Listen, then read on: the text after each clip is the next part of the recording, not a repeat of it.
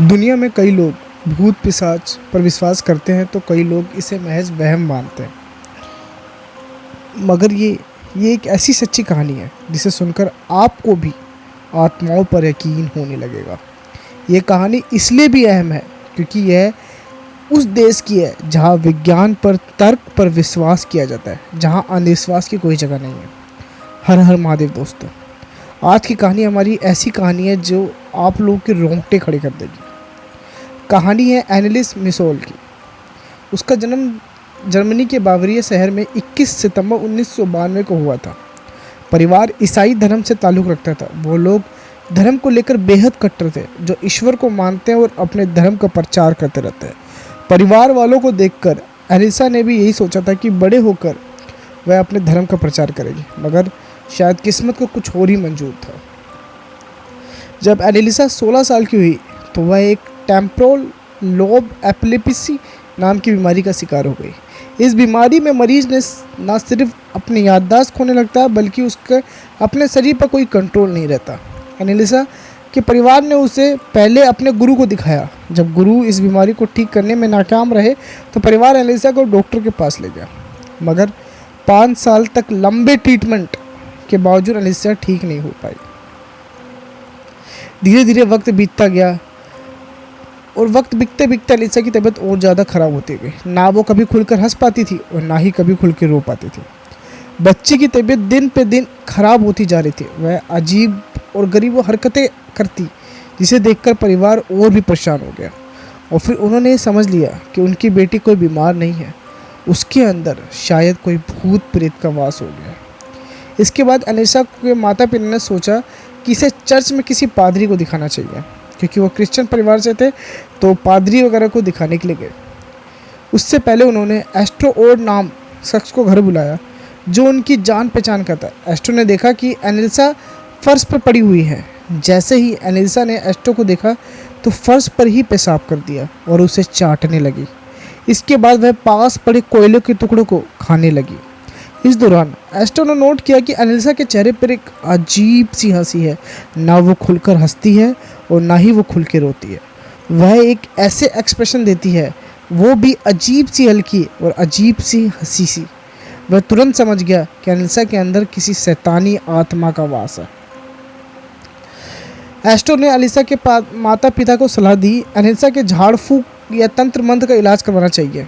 Elisa ने माता पिता ने एस्ट्रो की बात मान ली। इसके बाद 2 पादरियों ने पहली बार एलिसा का तंत्र मंत्र किया। पादरियों ने बताया कि एलिसा के अंदर 1-2 नहीं बल्कि 6 शैतानी आत्माओं का वास है। जैसे ही पहला झाड़ फूक का काम किया गया, उसके बाद से वह 6 शैतानी आत्माएं गुस्सा हो गई। एलिसा की हालत पहले से और भी ज़्यादा ख़राब होने लगी और दिन प्रतिदिन और भी बिगड़ने लग गई।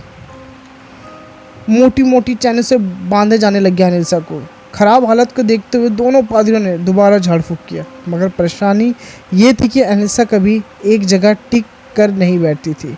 इससे झाड़ फूक की क्रिया करने की दिक्कत हो रही थी। इसलिए उन्होंने एलिसा को मोटी मोटी चैन से बांधना शुरू कर दिया ताकि वह एक जगह पर टिक कर बैठे रहे। और अगर किसी के शरीर के अंदर 6 शैतानी आत्माओं का राज हो तो वो एक जगह वैसे भी टिक नहीं पाएगा। कई बार झाड़ फूक की क्रिया की गई, मगर एलिसा की हालत में जरा सा भी सुधार नहीं रहा था। दोनों पादरियों के इस दौरान एलिसा के शरीर में कब्जा कर चुकी आत्माओं के बारे में पता चल गया। वह 6 आत्माएं थी। दोनों पादरियों ने एलिसा के माता पिता को बताया कि उनकी बेटी के अंदर 6 लोगों की आत्माएं हैं। उनका नाम नीरो, जो कि दौरान राज्य जूडियन साम्राज्य के आखिरी शासक था। जूडस इस्करियोट भगवान यीशु का शिष्य, जिसने महज 20 चांदी के सिक्कों के लिए उन्हें धोखा दिया था। कैन एडम ईव का छोटा बेटा हिटलर, जर्मनी के सबसे बदनाम तानाशाह वैलेंटाइन फेलिक्स, 16वीं शताब्दी का बदनाम पादरी, जिसे शराब पीने, हंगामा करने और हत्याएं के आरोप में रोमन साम्राज्य के बर्खास्त कर दिया गया था। लूसीफर बुराई के प्रतीक के रूप में जाना जाता है और वो शैतानों का शैतान भी कहा जाता है। बताया जाता है कि जब एलिसा पर झाड़ फूक की क्रिया की जाती थी तो पादरियों को भी कई बार उस शैतानी आत्माओं में 2-4 होना पड़ता था। ये दोनों झाड़ फूक की पूरी क्रियाओं को अक्सर ऑडियो कैसेट में रिकॉर्ड करा करते थे। दोनों की शैतानी आत्माओं ने भी इसी तरह पता चला।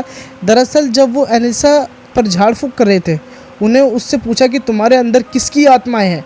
एलिसा ने तब उन 6 लोगों का नाम लिया। एक ऑडियो एलिसा की ये बता रिकॉर्ड भी हुई थी, इसमें उसकी आवाज़ बेहद डरावनी सुनाई दे रही थी। धीरे धीरे सब लोग, घर वाले, एक डर का माहौल पैदा होने लग गया पूरे घर में। एलिसा के अंदर शैतानी ताकत इतनी हावी हो चुकी थी कि वह अपने माता पिता को भी उठकर पटक देती थी। कभी उठाकर पटक देना, कभी उठाकर फेंक देना, उन्हें नाखून से नोचने लगती थी। एक समय आया जब कोई भी एलिसा के पास जाने की हिम्मत नहीं दिखा पाता था। सब उससे डरने लगे थे, जैसे वो एक उनकी बेटी रह ही नहीं गई हो। यहाँ तक कि एलिसा खुद पर कई बार हमला कर देती थी और घायल हो जाती थी। इसी बीच एलिसा की हालत में थोड़ा सुधार हुआ, मगर ये खुशियाँ महज कुछ ही दिनों के लिए थी। थोड़े समय बाद उसने खाना पीना भी छोड़ दिया। उसने जब पादरी पूछते थे कि वो कैसे ऐसे क्यों कर रही है, तो एलिसा कहती थी उसके अंदर के शैतान उसे कुछ भी खाने पीने नहीं देते, और इसके कारण धीरे धीरे उसकी तबीयत ख़राब होती जा रही थी। धीरे धीरे एलिसा कुपोषण का शिकार हो गई। उसकी हालत बहुत ज़्यादा ख़राब होने लगी थी। 30 जून 1976 के दिन उस पर अंतिम बार 67वीं बार 67 बार झाड़ फूँक की क्रिया की गई। इस दौरान एलिसा ने कहा कि वह अब थक चुकी है, अब उसे इस शरीर से छुटकारा पाना है। बस फिर 1 जुलाई 1976 की सुबह एलिसा की मौत हो गई। वह समय के महज सिर्फ 23 साल की थी। इसके बाद जब एलिसा के पोस्टमार्टम वगैरह किया गया तो पता चला कि उसकी मौत कुपोषणों के शिकार की वजह से हुई है। फिर डॉक्टर ने उन दोनों पादरियों पर एलिसा के माता पिता को गुमराह करने के लिए आरोप लगाया। डॉक्टर ने कहा समय रहते यदि एलिसा को मेडिकल ट्रीटमेंट दिया जाता तो शायद वो बच जाती। अब सच क्या है, इस बारे में किसी को भी, कोई भी किसी के पास सही जवाब नहीं है। लड़की ख़त्म हो गई। मात्र 16 साल से की उम्र से लेकर 23 साल तक वो ये सब झेलती रही। 6 बुरी आत्माओं का वास उसके शरीर के अंदर था। उसे कोई नहीं बचा पाया। पूरी तरीके से शरीर पे हावी हो चुकी थी।